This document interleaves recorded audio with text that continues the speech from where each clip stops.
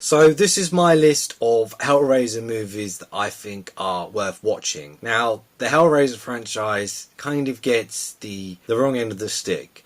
A lot of people always talk trash about this series, and I don't really understand why, because there are a lot of movies in this series that are really good, and a lot of them are underappreciated, and a lot of the ones that people really enjoy, like Hell on Earth, I think are awful. I really hated that movie, and it did nothing for me. But let's talk about the elephant in the room, right? The movie that you need to watch the most is, of course, the original, because it is a beautiful story and it's the perfect blend of pain and pleasure, which no other movie before it or after it has captured in its entirety. And I don't think it ever will, because it is just such an extreme kind of movie in that regards. Like, a lot of people kind of shy away. They're like, oh yeah, you know, you can have the pleasure element, or you can have like a more pain element, and like this one is just like that. And the other one, of course, is the remake. It's new, so if you haven't seen Hellraiser before, it's a good way to get into the series. As I haven't watched it yet, I can't comment on the quality of it. Now, the first movie that I'm going to talk about is Hellraiser Bloodline. Now, I know a lot of people are thinking, really? You're going to talk about Hellraiser in space and you're going to praise it? Yes, I am, because it's not about that, right? That is merely the icing on the cake. The story is about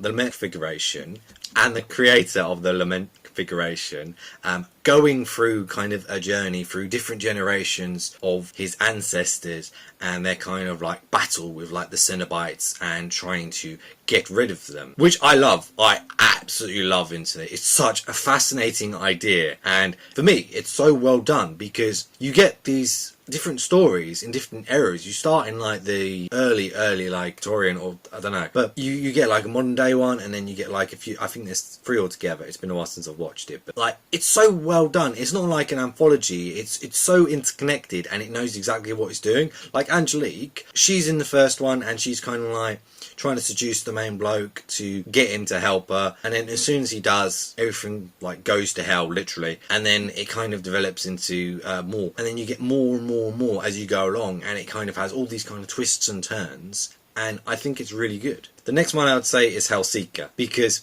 it is finally the return of Ashley Lawrence into this franchise, and she hasn't appeared since the second one. So it's a nice little addition onto that kind of storyline and her back and forth with Pinhead and having all of that. The protagonist of the story, however, is her husband, and he is like having an acid trip. He's seeing Cenobites, he's seeing like all this weird stuff, and like he's kind of getting off on it, and it's weird, it's uncomfortable, and it's so good. I might get a lot of flack for this one as well, right?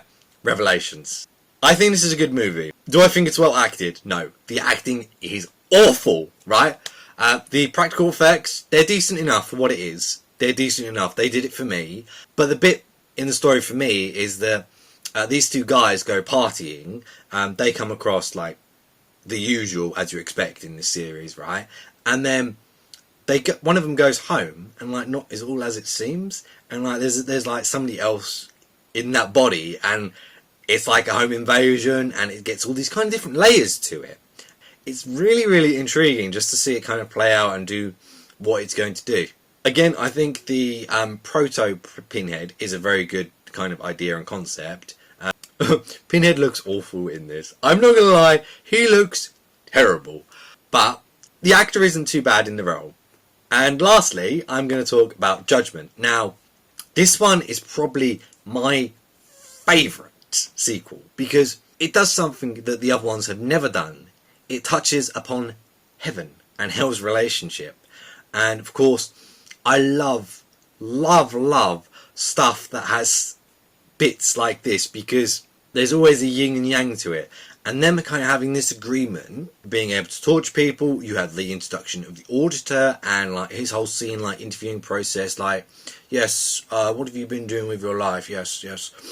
You need to die and you need to be tortured in this way. It's kind of brutal, and it's like very like true to home in a weird kind of sense. And of course, whilst all this is going on, you also have a kind of Seven-like story where they're investigating like a serial killer who's I can't remember what he's focusing on, but he's focusing on something, and they're trying to track him down for it.